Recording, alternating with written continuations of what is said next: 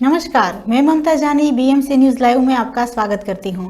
आज के हिंदी समाचारों के प्रायोजक है अल हिलाल हॉस्पिटल एंड मेडिकल सेंटर।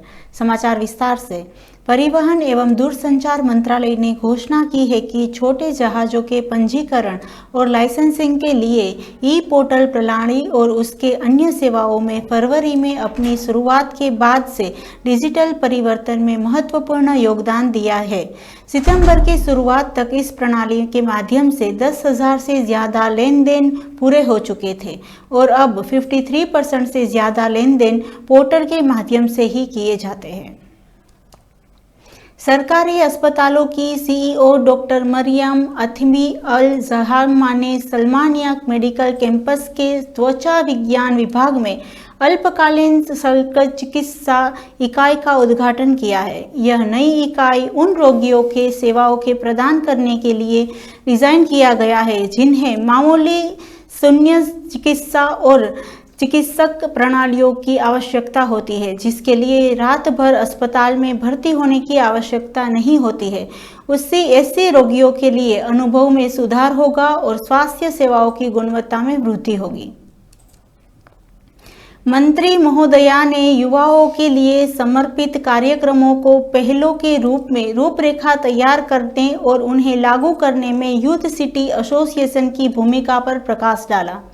उन्होंने कहा है कि यह एसोसिएशन राष्ट्रीय क्षमता निर्माण और नवीन पहलों एवं आधुनिक प्रशिक्षण विविधताओं के माध्यम से युवाओं के कौशल्यों को निखारने की प्रक्रिया में एक प्रमुख भागीदार है। आगे बढ़ने से पहले हम लेते एक छोटा सा break.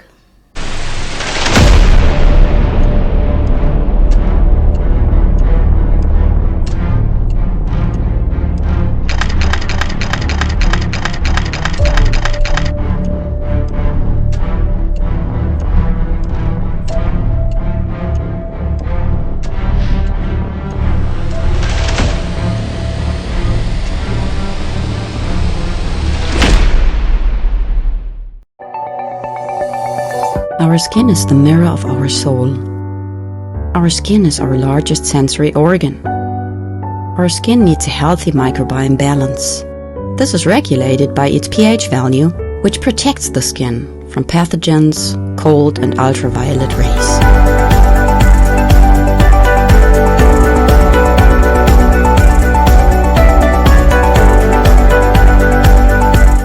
Sebamed protects your skin.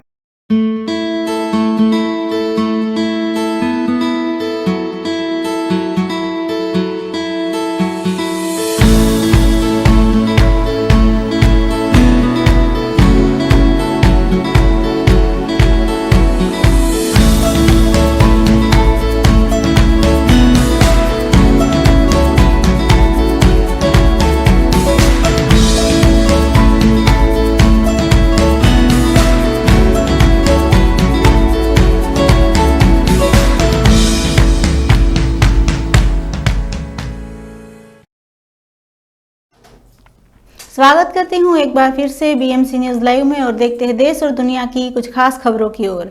निर्माण मंत्रालय ने राज्य के मुख्य सड़क नेटवर्क के लिए एक व्यापक रूपरेखा कार्यक्रम के पूरा होने की घोषणा की है, जिसका उद्देश्य बुनियादी ढांचे के दक्षता को बढ़ाना, यातायात सुरक्षा में सुधार करना और सभी प्रांतों में सुरुचि गतिशीलता सुनिश्चित करना है। रक्षा मंत्री राजनाथ सिंह ने मई महीने में भारत पाकिस्तान संघर्ष में किसी तीसरे पक्ष की मध्यस्थता के दावों को साफ इनकार किया है। उन्होंने कहा है कि पहलगाम आतंकी हमले के बाद पाकिस्तान के खिलाफ शुरू किया गया ऑपरेशन सिंदूर किसी तीसरे पक्ष के हस्तक्षेप के कारण स्थगित नहीं किया गया था। उन्हें कहा कि प्रधानमंत्री नरेंद्र मोदी पहले ही साफ कर चुके हैं कि यह एक द्विपक्षीय मुद्दा है और भारत किसी बाहरी हस्तक्षेप को स्वीकार नहीं करता है।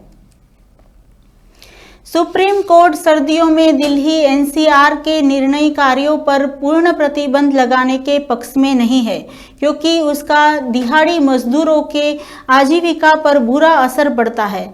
कोर्ट ने वायु गुणवत्ता प्रबंधन आयोग को निर्देश दिया है कि वह राज्यों के साथ मिलकर 3 महीनों के भीतर इस समस्या का कोई वैकल्पिक हल निकाले, जिससे प्रदूषण नियंत्रण के साथ साथ मजदूरों का काम भी जारी रह सके। आगे बढ़ने से पहले हम लेते एक छोटा सा ब्रेक।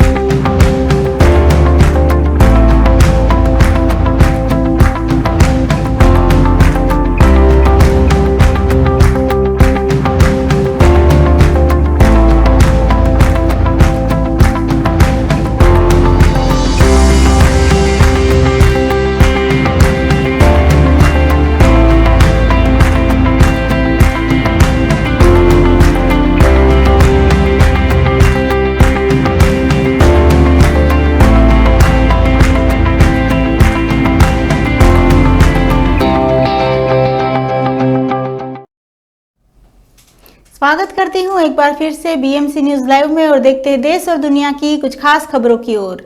भारतीय विमेंस उप कप्तान स्मृति मंधाना कमाल कर रही है, धमाल कर रही है और हर कमाल के साथ वह इतिहास रचने की ओर बढ़ रही है।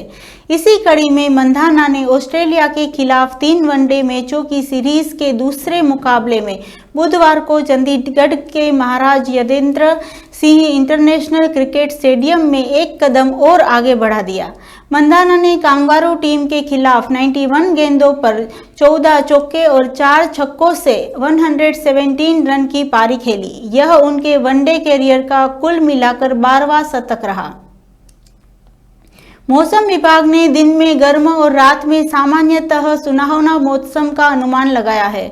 हवा मुख्य रूप से उत्तरी पश्चिमी दिशा में 5 से 10 समुद्र मील की गति से, जो दिन में कभी कभी 10 से 15 समुद्र मील तक पहुंच जाती है। समुद्र की स्थिति 1 से 3 फीट। तापमान अधिकतम 41 डिग्री सेल्सियस, न्यूनतम 27 डिग्री सेल्सियस। इसी के साथ आज के ये समाचार यहीं समाप्त होते हैं। मैं ममता आपसे विदा लेती हूँ। सब स्वस्थ रहिए, मस्त रहिए और बीएमसी न्यूज लाइव की ओर से आप सबको शुभ रात्रि, सब्बा खैर।